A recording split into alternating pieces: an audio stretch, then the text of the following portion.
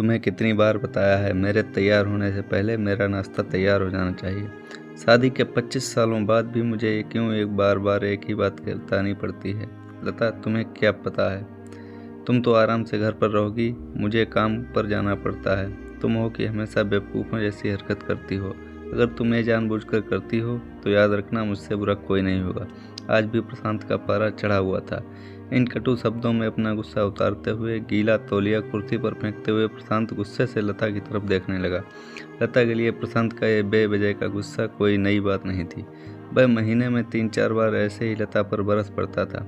पहले लता उसका विरोध किया करती थी, लेकिन जब कई सालों तक प्रशांत में कोई बदलाव नहीं दिखा तो लता ने खुद को ही बदल लिया। अब प्रशांत से के कुछ भी कहने से लता को कोई फर्क नहीं पड़ता था। प्रशांत की हर बात वो चुपचाप सिर नीचे झुकाए सुन लेती थी। शादी के पहले 5 साल तक लता ने पूरी कोशिश की थी कि प्रशांत को बदला जाए, लेकिन फालतू का गुस्सा करना और बाद में लता को भला बुरा कहना, ये मानो जैसे उसकी आदत बन गई थी। कोई भी वाद विवाद होता तो प्रशांत सीधा लता को बोल देता, अगर मैं तुम्हें अच्छा नहीं लगता तो क्यों नहीं चली जाती अपने मायके, क्यों रहती हो मेरे साथ। इतना सब कुछ होने के बावजूद लता प्रशांत के साथ रहती थी, क्योंकि उसे अपनी बेटी की फिक्र थी। और वह जाती भी तो कहाँ, अपने बूढ़े हो चुके माँ बाप को इस उम्र में परेशान करना वह नहीं चाहती थी। समाज और लोग क्या कहेंगे, यह भी तो उसे देखना था। वह इतनी पढ़ी लिखी भी तो नहीं थी कि खुद जाकर कोई नौकरी कर सके और अपना और अपनी बेटी का पालन पोषण कर सके। लता को अब अपनी फिक्र नहीं थी, उसको फिक्र थी तो बस अपनी शादी लायक हो रही बेटी की।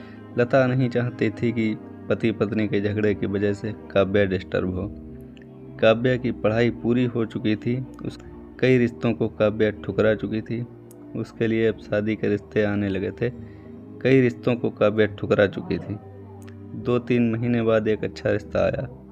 रिश्तेदारों और पहचान के लोगों ने भी लड़के के बहुत गुणगान किए थे।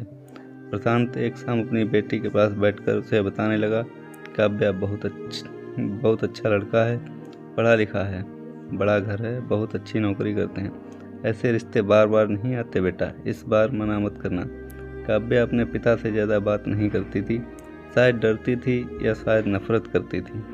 लेकिन आज वो अपनी पूरी हिम्मत इकट्ठा कर बोली, मुझे अभी शादी नहीं करनी है पापा, मैं नौकरी करना चाहती हूँ, खुद अपने पैरों पर खड़ी होना चाहती हूँ।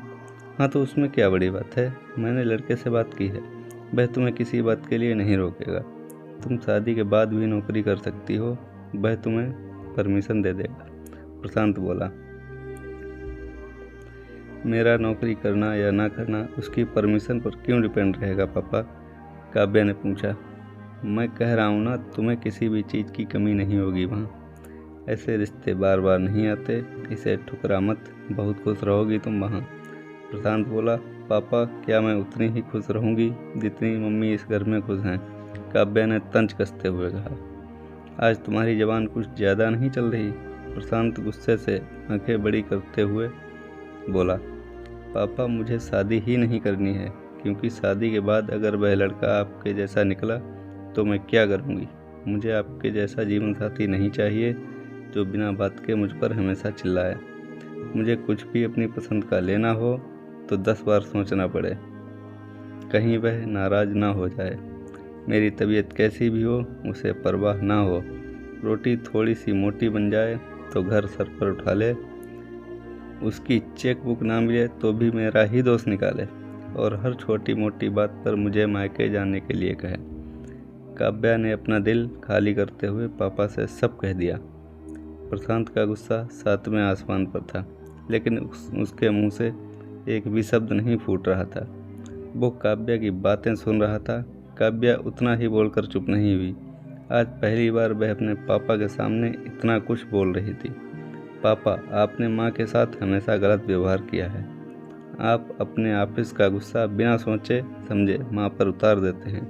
कभी इस बात की भी परवाह नहीं करते कि उन्हें कैसा लगता होगा।